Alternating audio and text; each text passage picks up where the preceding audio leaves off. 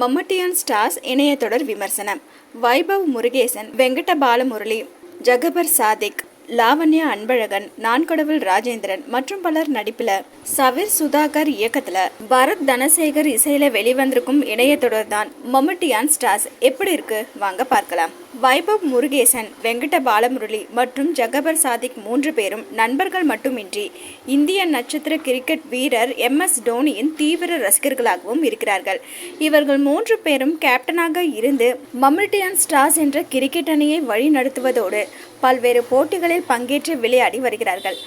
அதன்படி தங்களது கிராமத்தில் நடத்தப்படும் கிரிக்கெட் போட்டியில் இவர்களது அணி பங்கேற்று விளையாடி வரும் நிலையில கிரிக்கெட் வீரர் MS டோனி விளையாடும் கடைசி கிரிக்கெட் போட்டியை நேரில் பார்க்க வேண்டும் என்று முடிவு செய்கிறார்கள். கிரிக்கெட் போட்டியின் இறுதி போட்டியில் வெற்றி பெற்று பரிசு தொகை 50,000 ரூபாயை வென்று அதன் மூலம் சென்னையில் நடக்கும் கிரிக்கெட் போட்டியை பார்க்கலாம் என்று திட்டம் போட ஊர் தலைவரின் திடீர் மரணத்தால் இறுதி போட்டி நடத்தப்படாமல் நின்றுவிடுகிறது.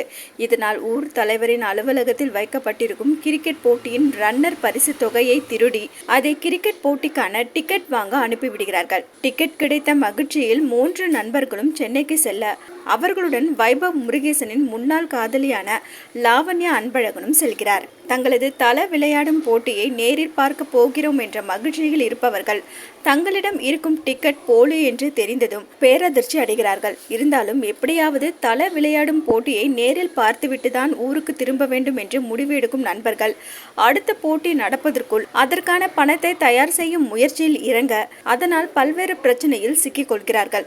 அந்த பிரச்சனையில் இருந்து மீண்டு அவர்கள் நினைத்தது போல் அவர்களது தல விளையாடும் போட்டியை நேரில் பார்த்தார்களா இல்லையா என்பதை 6 அத்தியாயங்களாக சொல்வதே மம்மட்டியான் ஸ்டார்ஸ்.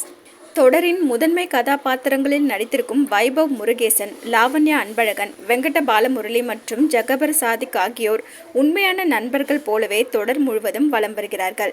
வைபவ் முருகேசனின் முன்னாள் காதலியாக நடித்திருக்கும் லாவண்யா அன்பழகன் தற்போதைய காலகட்டத்திலும் பெண்கள் தங்களது விருப்பப்படி வாழ முடியாமல் தந்தை, காதலன், கணவன் என்ற வெவ்வேறு பிம்பத்தில் இருக்கும் ஆண்களால் எப்படி கட்டுப்படுத்தப்படுகிறார்கள் என்பதை தனது இயல்பான நடிப்பின் மூலம் சிறப்பாக பிரதிபலிக்கிறார்கள். ஒளிப்பதிவாளர் BM ராஜ்குமார் கிராமம் மற்றும் நகரத்தின் வித்தியாசங்களை மட்டுமின்றி 2 நிலப்பரப்புகளில் பயணிக்கும் கதாபாத்திரங்களிடமும் வேறுபாட்டை காண்பிக்கும் வகையில் காட்சிகளை படமாக்கியிருக்கிறார்.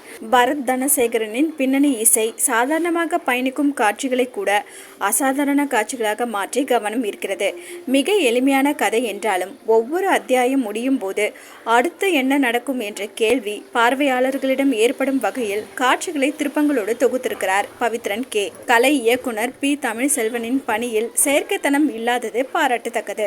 தொடரை இயக்கியிருக்கும் சவிர் சுதாகர் முதன்மை கதாபாத்திரங்களின் பல்வேறு பயணங்கள் மற்றும் பிரச்சனைகள் அனைத்தையும் கிரிக்கெட் விளையாட்டின் பின்னணியோடு சித்தரித்திருப்பது தொடரின் மிகப்பெரிய பலம். மொத்தத்துல மம்மட்டியான் ஸ்டார்ஸ் பிரகாசிக்கும் நட்சத்திரங்களை ரசித்து தங்களது வாழ்க்கையின் பிரகாசத்தை இழக்க வேண்டாம் என்ற அறிவுரையை ஜாலியாக சொல்லியிருக்கிறது.